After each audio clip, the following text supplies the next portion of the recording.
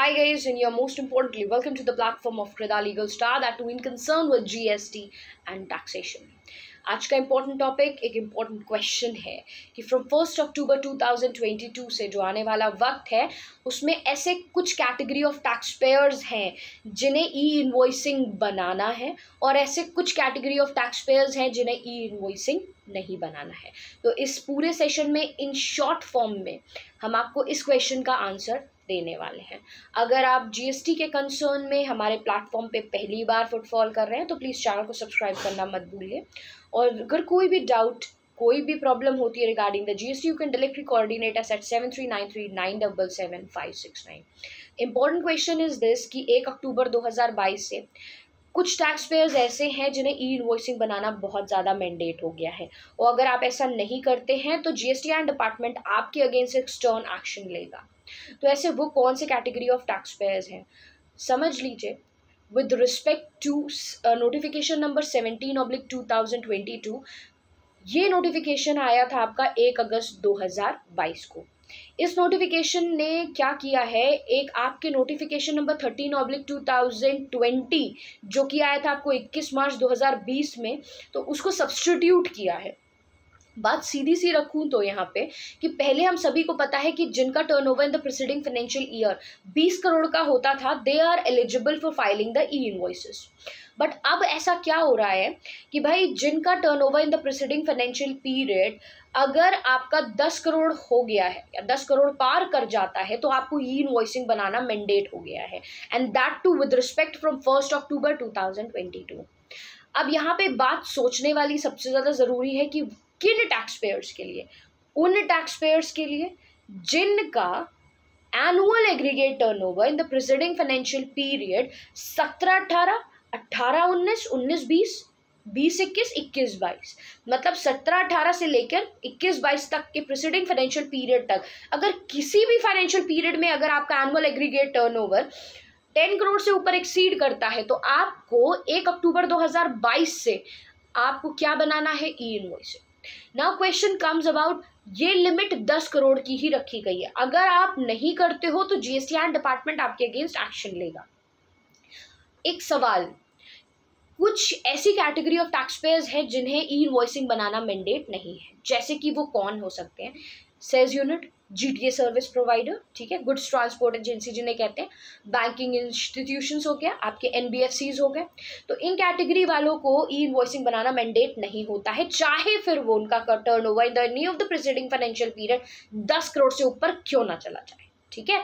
तो इस कंसर्न में क्या किया जाना चाहिए, तो as per the GST and department it's been clearly mentioned कि भाई ऐसे सर्विस प्रोवाइडर्स को अपनी इनवॉइसेस में एक डिक्लेरेशन देना है कि विद रिस्पेक्ट टू सब रूल 4 ऑफ रूल 48, हालांकि हमने अपनी लिमिट को क्रॉस कर लिया है, 10 करोड़ से ऊपर एक्सटेंड हो गया है, बट जैसे कि हम एग्जेम्प्ट लिमिट के अंतर्गत फॉल करते हैं इसलिए हम ई इनवॉइसिंग नहीं बनाएंगे।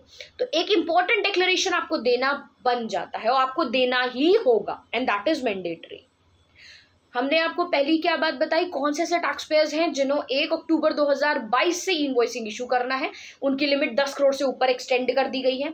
नंबर 2 इज दैट कि भाई एग्जेम्प्ट कैटेगरी वालों को कैसे डील करना है। अगर आप एग्जेम्प्ट कैटेगरी में डीलिंग करते हो तो भाई एक डिक्लेरेशन देना आपको इंपॉर्टेंट हो जाता है इन योर ई इनवॉइसिंग या इनवॉइसेस के ऊपर। तीसरी कैटेगरी एक और मैं आपको बता देना चाहती हूँ, फॉर रिस्पेक्ट टू आपको पता चल रहा होगा कि अगस्त का महीना चल रहा है, ठीक है, तो इस मंथ में हमें समझ में आता है कि ये पीरियड स्टार्ट हुआ होगा फ्रॉम 1 अप्रैल 2022 से लेके अभी तक का। तो मान लीजिए कुछ ऐसे टैक्स पेयर्स हैं जिनके इसी फाइनेंशियल पीरियड में 10 करोड़ के ऊपर एक्सटेंड हो गया, 10 करोड़ के ऊपर की लिमिट क्रॉस हो गई है। तो क्या इस 10 करोड़ के ऊपर की लिमिट अगर आपकी क्रॉस हो गई है तो क्या आपको ई इनवॉइसिंग इशू करना है फ्रॉम 1 अक्टूबर 2022 या नहीं? तो आंसर इस कंसर्न में है नहीं, क्योंकि यहाँ पे जो बात रखी गई थी वो बात रखी गई थी कि फाइनेंशियल पीरियड स्टार्ट होगा 17-18 से लेकर 21-22 तक का। इन्होंने 23-24 की बात नहीं कही गई है। अगर आप किसी भी इस पीरियड में with respect to the financial period 22-23 के कंसर्न में बात करें और आपका एनुअल एग्रीगेट टर्नओवर 10 करोड़ के ऊपर एक्सीड कर जाता है तो आप ई इनवॉइसिंग तो बनाओगे, जरूर बनाओगे, लेकिन कब से बनाएंगे? 1 अक्टूबर 2022 से नहीं, 1 अप्रैल 2023 से। तो इस पूरे सेशन में आपको ये क्लियर हो गया कि भाई कौन से ऐसे टैक्स पेयर्स हैं जिन्हें ई इनवॉइसिंग बनाना इंपॉर्टेंट एंड मैंडेटरी है। तो ऐसे टैक्स पेयर्स जिनका turnover in the preceding financial year 10 crore से ऊपर एक्सीड हो जाएगा तो आपको भाई ई इनवॉइसिंग बनानी है। ठीक है, अब बात आती है कि 1 अक्टूबर 2022 से किसे बनानी है। तो जिनका turnover in the preceding financial period 17-18 से लेकर 21-22 तक, इतने सालों में किसी भी साल में 10 करोड़ से ऊपर एक्सटेंड हो रहा है तो ई इनवॉइसिंग 1 अक्टूबर 2022 से बनाना शुरू कर दे। अब बात यह आती है एग्जेम्प्ट कैटेगरी वाले क्या करें। एग्जेम्प्ट कैटेगरी वालों को डिक्लेरेशन देना है अपने इनवॉइसेस पे। डिक्लेरेशन मैंने बता दिया है कि आपको क्या करना है। नहीं समझ में आया वीडियो को रिपीट करें और प्लीज उसे चेक करें। तीसरी बात कि भाई अगर इस रिस्पेक्ट फाइनेंशियल पीरियड में, मतलब फाइनेंशियल पीरियड 21-22 के कंसर्न में अगर आपका टर्नओवर 10 करोड़ से ऊपर का एक्सटेंड हो जाता है तो आपको ई इनवॉइसिंग कब बनाना है? 1 अक्टूबर 2022 से नहीं बल्कि 1 अप्रैल 2023 से, मतलब आने वाले साल से। सो गाइज होपफुली आपको इस सेशन में क्लियर हो गया होगा इस क्वेश्चन का answer. Keep yourself safe, sound and healthy. Channel को सब्सक्राइब कर लीजिए for upcoming trending information on the ground for GST. Thank you so much.